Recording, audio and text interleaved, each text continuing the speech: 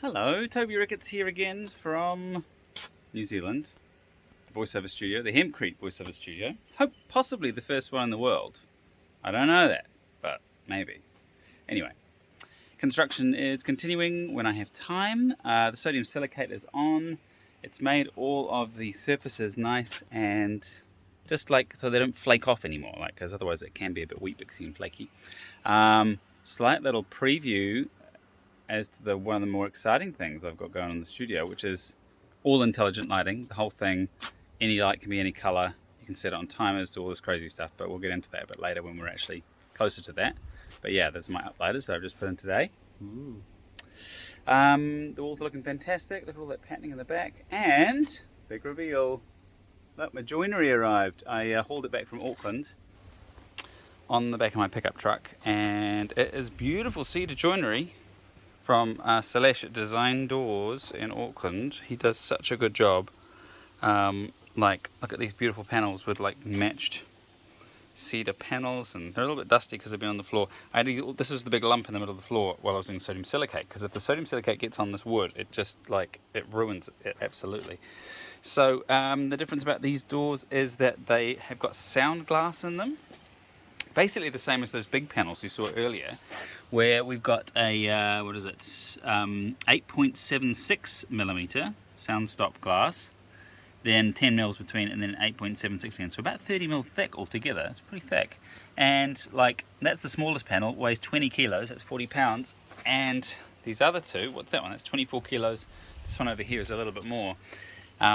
Really heavy. Like I've talked previously about how the only way to stop sound really is just mass. Like when you're doing soundproofing, keeping sound out, there's nothing to substitute for just like weight, so that the sound cannot penetrate it without moving it and losing its energy, and therefore it doesn't get into the room. So hence expensive glass, heavy glass.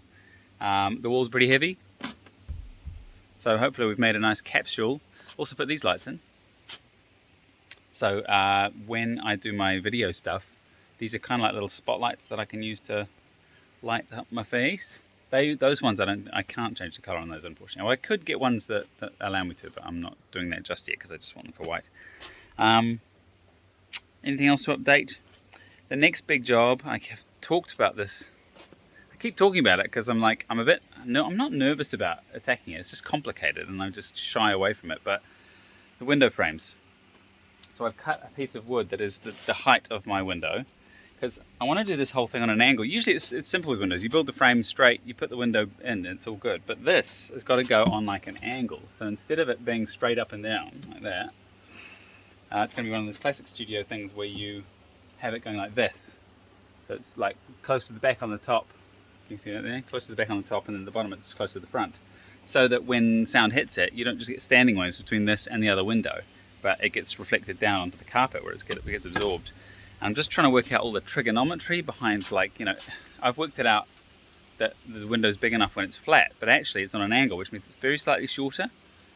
So I don't know, I'm not going to bore you with the details, but that's a bit of a struggle. And then like the big tough one to put together is this huge window down the back. And I've got 3 panes, they've got a join in the middle, they've all got to be on an angle, it's got to be waterproof. There's lots of factors there, but I've got a couple of weeks to figure it out, I think. I've got to book some carpet to go in, and then a little bit of paint around the place just for these rafters up here, which I should have actually done that before I put the lights up, whoops. But anyway, I'll get some matte black paint for that to match the light fittings. Actually, that's the other thing I did, was install this, which is these nice solid metal light fittings, which and I had to do this big panel because there's so much wiring behind here, it didn't actually go flush against the wall. And with a normal jib house, you just push it back into the wall, but there's no cavity here. It's just literally like the space you carve out is the only space you have, and there wasn't enough space for the wires. So we pushed it out, and I think it actually looked quite nice, having that nice attractive piece of wood there. And the wood is cedar, so it's going to match the joinery. Anyway, I've been talking for nearly 5 minutes. Hopefully you are enjoying these little updates. If not, I guess stop watching. But soon we're going to get into the fun stuff of gear and how it sounds, and just complete the whole journey. So till next time, Toby from the Hempcrete Studio. See you again soon.